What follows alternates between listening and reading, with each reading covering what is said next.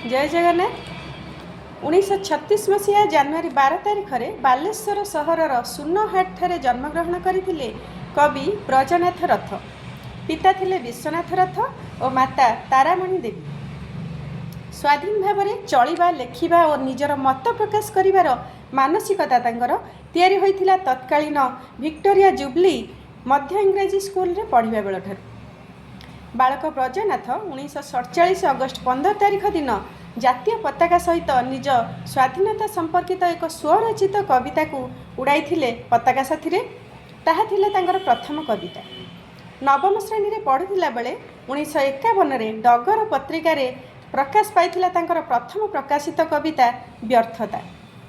कवि केंद्र साहित्य एकाडेमी, ओडिशा साहित्य एकाडेमी सदस्य एवं फकीरमोहन साहित्य परिषदर सभापति भाव में कार्यनिर्वाह करथिले। निज पितामाता नाम एक ओडिया गवेषणागार प्रतिष्ठा करथिले, जार नाम थिला विश्वतारा ओडिया गवेषणागार।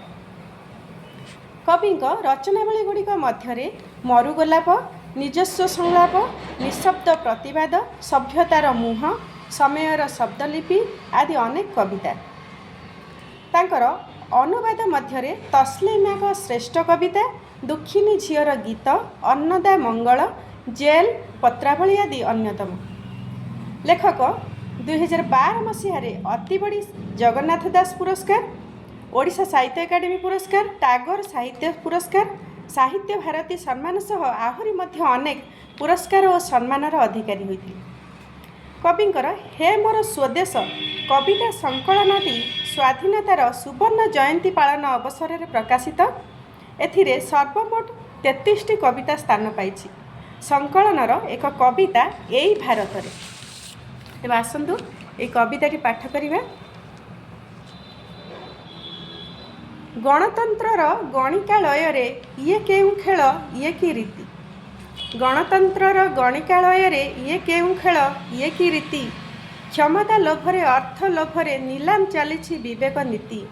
कूलटा बोलाए साधी सती, न देखिला लोक मेलाई आखि। देखरे देखरे देख ए लीला, गणतंत्रर गणिकालय रे लागिछि तामसा लागिछि पाल।